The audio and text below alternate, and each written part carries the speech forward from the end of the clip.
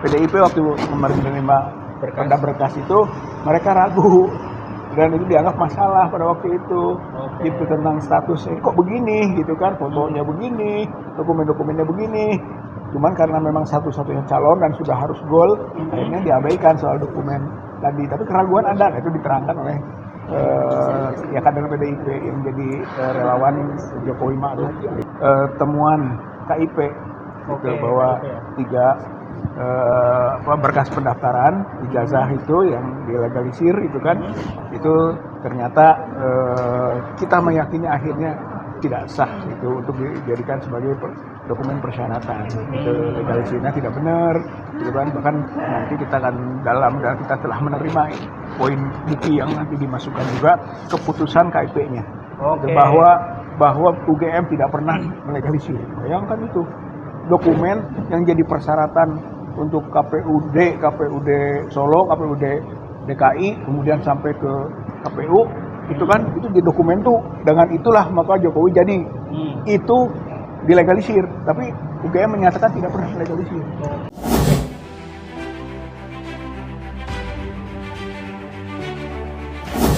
Harapan kita kalau sudah 16 masa tidak bergerak dong, gitu kan, mulailah dilakukan soal penyelidikan dong, gitu kan, Mabes Polri ini, karena yang kita adukan juga bukan hal yang tidak punya perhatian publik, ya kan. Kita kembali ke keyakinan kita tentang ijazah Joko Widodo yang diduga kuat palsu itu, kita laporkan kembali, gitu kan, ke Mabes Polri ini.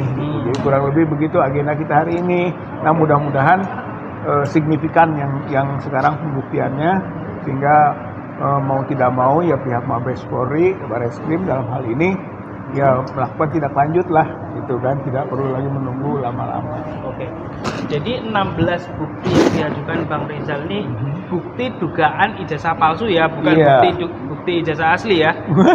Bukti ijazah palsu dibuatnya di pasar pramuka.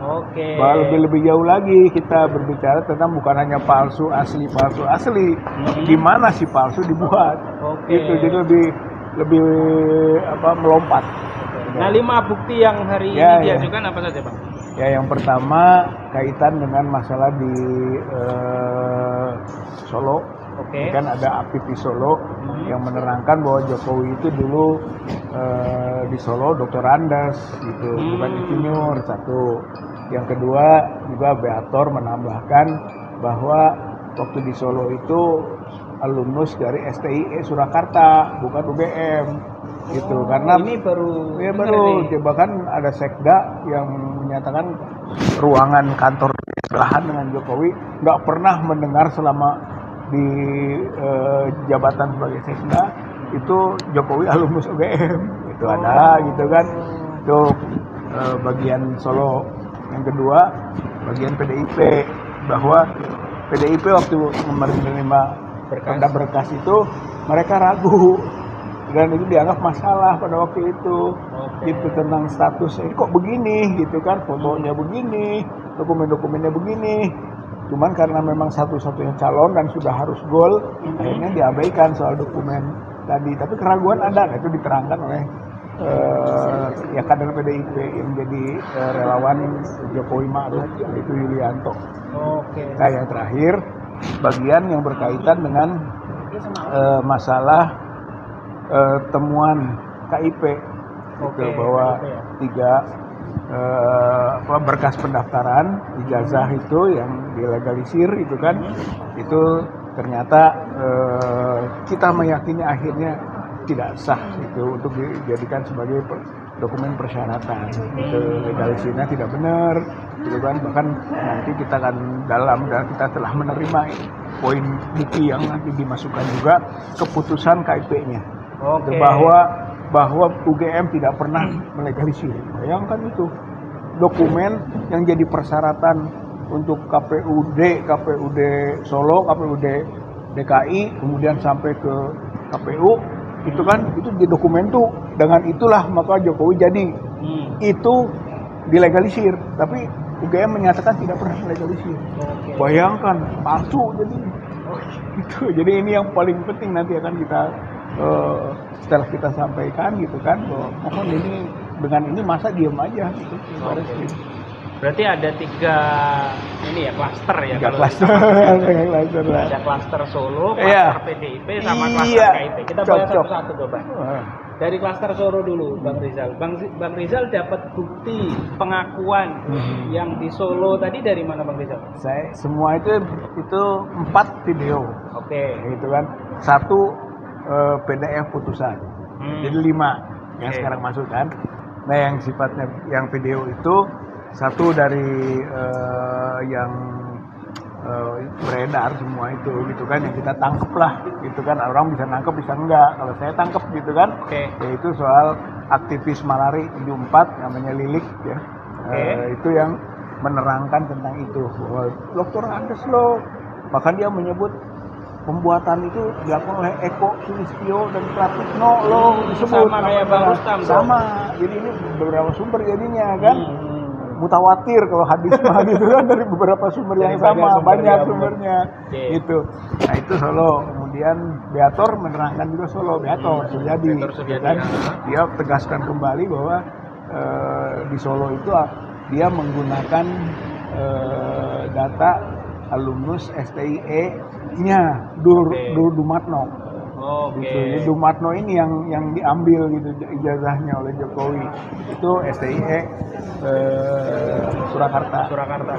Bukan UGM, belum ada dikenal UGM waktu jadi wali kota. Tiba-tiba kok sekarang jadi UGM. STIE-nya malah nggak kedengeran. Nggak sekarang. kedengeran. Malah ijazah yang kemudian sekarang ditampilkan oleh KPUD Solo UGM. Gitu. Jadi ini juga pertanyaan besar ini. Jangan-jangan ada rekayasa penyeragaman semua. Itu Oke, setelah ijazah ini viral mungkin Iya. ya. Silakan. umur Iya. Ini ada banyak aktivis teman-teman. Ya itu yang Solo. Tadi ada Pak Vitor, yang satu lagi Pak Lilik. Malari, Nah. Pak Lilik. aktivis Solo dia. Aktivis Solo. Ya. Kita sangat tahu mengenai peta Solo. Sejarah ya. Sejarah Solo. Oke. Nah, yang kedua aktivis PDIP yang juga jadi ketuanya Komisi Informasi Daerah DKI. Siapa itu? Yulianto. Oke. Yulianto Widira Harjo, gitu kan. Dia pernah ikut dengan kita di sini, jadi kelihatan Oh. sudah membongkar juga gitu kan bahwa nggak bener ini gitu. Maksudnya pernah ke Pernah Barreskrim? sama-sama kita di sini kemarin memberikan pandangan juga Oke. bersama. Jadi istilahnya dia sangat mengetahui bagaimana teman-teman PDIP pada waktu itu gitu kan meragukan dokumennya Jokowi waktu pendaftaran gubernur. Oke. Itu dari aktivis Aktivis PDIP PDIP Yulianto. Kalau pernyataan dari Yulianto meragukannya seperti apa? Bang Ya, Rizal, kalau dari bukan Yuliantonya yang meragukan, tapi teman-teman PDIP katanya pada waktu masuk ke daftar ke PDIP, karena kan calon oleh PDIP, ya. banyak aktivis yang ragu kok begini dokumen itu, gitu. Kok fotonya begini beda gitu. Berkacamata, berkumis. Ini bukan Jokowi, banyak yang mempertanyakan Meragukan itu. soal itu. Oke. Belum yang lain-lain katanya. Tapi waktu itu karena memang ditugaskan PDIP harus menggolkan sampai menang Jokowi, ya masalah begitu diabaikan. Gitu. Terus sekarang aja terangkat kembali gitu kan. Nah, itu soal Yulianto, PDIP. Yang terakhir. Nah, yang terakhir soal Komisi Informasi. Sebenarnya ada 2 persidangan ya, sidang Bonatua Silalahi 1 dan Bon Jowi 1 gitu. Tapi dua-duanya sama sebenarnya, akhirnya menemukan perintah dari Komisi Informasi Pusat untuk KPU membongkar dan diserahkanlah akhirnya dokumen ijazah itu. Nah itulah yang kemudian kita lihat jadi masalah besar ini gitu, dokumen itu, karena dari semua yang ada legalisirnya tidak ada tanggal gitu kan, kemudian juga warnanya beda-beda gitu kan, kemudian juga apakah benar itu pejabat yang menandatanganinya itu memang sedang menjabat saat itu juga belum menjadi pertanyaan yang sangat dalam. Tapi yang jelas bahwa Undang-Undang 30 2014 tentang administrasi pemerintahan pasal 73 ayat 4 B itu mengatakan harus ada tanggal. Jadi undang-undang harus menyatakan melegalisasi itu hampir tanah. Gitu. Jadi sebenarnya umum sih Bang, harusnya Umum. dari zaman dulu juga pasti kan Nah, legalisir ijazah SD, pasti. SMP, SMA pun pasti Tapi ada tanggalnya. kenapa tidak ada? Supaya tidak bisa dilacak. Itulah nanti sebagai bukti itu palsu. Gitu. Berarti putusan KIP itu ya? Keputusan KIP itu ngait ke situ nanti, dan itu dikemukakan oleh kalau saya buktinya dari Bon Jovi gitu ya, dan ditambah putusan. Kalau dari dua putusan kan, kalau Bonatua sudah mempunyai kesimpulan bahwa ijazah Jokowi tidak ada sesuai dengan bukunya itu Bang. Ya. Bon Jovi hari ini kita lihat masih ada sidang di PT UN melawan UGM, yang mana UGM mengajukan gugatan terhadap putusan KIP untuk menyerahkan dokumen-dokumennya Jokowi. Artinya belum finish nih dengan UGM. Itu gimana? Sebenarnya putusannya KIP itu inkrah. Kan sudah harus dikerjakan, nggak bisa lagi ada banding, nggak bisa ada kasasi, gitu kan, inkrah, sudah bisa dieksekusi. Tapi UGM cari jalur lain, nah jalur lainnya PT UN, jadi pengadilan lain, gitu. Kalau KIP-nya keterbukaan informasinya selesai, cuma di PT UN dia mengatakan dokumen ini dokumen tertutup, ijazah itu nggak boleh dibuka, gitu kan. Sementara putusan KIP buka. Sekarang kompeten mana Komisi Informasi Publik yang memang berbicara tentang terbuka dan tertutup, atau PT UN? PT UN mah bukan kompetensi itu, jadi spesialisnya ada pada KIP, gitu. Jadi sebetulnya itu hanya upaya saja dari UGM untuk menutup-nutupi kebenaran. Jadi dia semakin jelas gitu bahwa UGM ini berusaha untuk tetap melindungi, memproteksi Jokowi. Padahal sudah jelas Jokowi itu menurut data-data dan bukti-bukti yang ada itu ijazah dan salinannya itu palsu. Gitu. Itu memang agak ini sih Bang ya. Jadi membuat kita semakin curiga ya. Semakin curiga sekelas Universitas Gadjah Mada, perguruan tinggi yang berslogan kebebasan akademik, gitu kan, bahkan memiliki prinsip objektivitas dan transparansi, gitu kan, malah dia berusaha untuk terus menutup-nutupi. Sedangkan ini kan sudah menjadi perhatian publik ini, dan semua orang tahu siapa Jokowi. Dia bukan alumni biasa, kalau menjadi alumni gitu kan, bukan. Gitu, dia itu presiden, sebelumnya gubernur, sebelumnya wali kota. Masa yang begini ditutup dokumennya? Akal sehat itu tidak mungkin menerima. Dari situ saja belum hukum gitu. Jadi masyarakat juga semakin curiga, tapi kecurigaan ini nampaknya nanti akan menjadi terbuka ketika di persidangan Bang Rizal. Iya, saya kira sebenarnya menurut saya sekarang sudah bisa kita sebut udah terbuka. Oke. Gitu. Kenapa? Itu kan sebab fakta persidangan, itu kan UGM dalam jawabannya dalam KIP nih mengatakan dia tidak menerima permohonan legalisir. Kemudian tidak menerima permohonan legalisir. Ya berarti tidak ada legalisir Jokowi. Dari siapapun, Jokowi terutama kan tidak menerima, berarti tidak ada proses legalisasi kan. Kemudian dia juga menyatakan tidak ada arsipnya, gitu kan, nggak ada arsip. Dia bilang juga tidak ada berita acara verifikasi, tidak ada permohonan verifikasi dari KPUD, gitu kan, dari KPU nggak ada. Berarti memang tidak pernah melegalisir dia. Sekarang ijazah atau fotokopi atau salinan yang dilegalisir itu yang jadi syarat. Fatal itu. Menurut saya mah udah nggak usah lagi dengan pengadilan manapun gitu, sebab UGM-nya sendiri sudah mengakui kalau konklusinya tidak pernah melegalisir, sementara yang dipakai ijazah terlegalisir, itu fotokopi kan, berarti nggak sah dong. Jadi Jokowi sebagai wali kota, Jokowi sebagai gubernur, Jokowi sebagai presiden 2 periode tidak sah itu.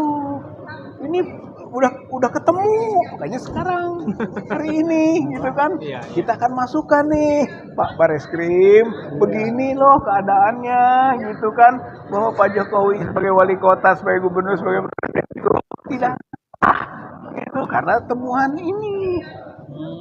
Jadi nggak perlu lagi ada pembuktian lebih jauh dalam menurut saya mah, dari sini ya udah cukup. Oke, betul juga ya. Ya jadi ada dua ini. Iya, itu sesuatu yang harus kita angkat begitu, dan itu tersembunyi memang. Ada sekarang kita akan tampilkan gitu. Jadi dua cara untuk membuktikan asli dan tidak asli.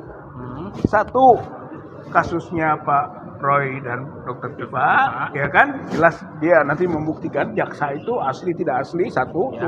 Yang kedua, penggunaan yang sudah dilakukan, ya ini sekarang, bahwa yang digunakan itu dokumen palsu, itu udah jelas karena yang dipakai legalisir UGM-nya tidak pernah melegalisir, palsu berarti, gampang itu mah. Gitu. Nah inilah yang perlu kita angkat hari ini gitu, Pak Arif. Oke, Bang Rizal. Bang Rizal, ya. Ini kan berarti ada dua perkara dalam satu waktu, dua tempat di perkara yang sama kurang lebih ya. Yang pertama soal di Polda dan hari ini menuju ke persidangan, meskipun Pak Roy menggunakan pra-peradilan tiba langsung hari Kamis. Yang kedua adalah Bang Rizal dan kawan-kawan di Bareskrim Polri yang sampai dengan hari ini belum ada tindakan dari Polri, kita bisa bilang begitu ya Bang Rizal. Iya betul. Kalau menurut Bang Rizal kenapa ada perbedaan ini Bang Rizal? Ya mungkin di Polda kok cepet? Karena satu, Polda itu laporan. Nah Bang Rizal bukannya laporan? Bukan, pengaduan masyarakat. Gitu. Bedanya apa? Bedanya kalau pengaduan masyarakat gitu kan, kewenangan penuh ada di polisi untuk melakukan tindakan lebih lanjut kan gitu. Fungsi kita masyarakat hanya membantu. Nah, inilah bantuan kita adalah bukti-bukti gitu. Yang terus gitu kan. Nah, sudah banyak bukti, harus berjalan lah gitu desakan kita itu, sebabnya makanya bolehlah yang ke satu tidak bergerak, dua tidak bergerak. Sekarang yang ketiga, masa setelah 16 bukti dia tidak bergerak juga. Dan kita masih menginvestigasi lagi, masih terus jadi masih akan... masih nih gitu. Wah, kita akan sampai nanti ke ujungnya ya di mana dibikinnya pramuka itu akan kita kejar terus gitu. Akhirnya kalau ada yang bikin asli, yang palsu ada yang bikin, gimana? Oke. Ini seperti yang disampaikan Bang Rustam, Eko Sulistyo. Hari ini sampai hari ini belum muncul. Belum ya. Bang Rizal, kita coba beralih ke hal yang lain ya. Siap. Termasuk nasib Bang Rizal, Bang Rustam dan Kurnia. Ya. Yang sampai dengan hari ini nampaknya masih rajin ke Polda ya Bang Rizal. Oh iya. Meskipun kawan-kawannya sudah mulai perang di persidangan, Bang Rizal masih aja tetap di situ. Setia banget tiap minggu ke Polda Bang Rizal.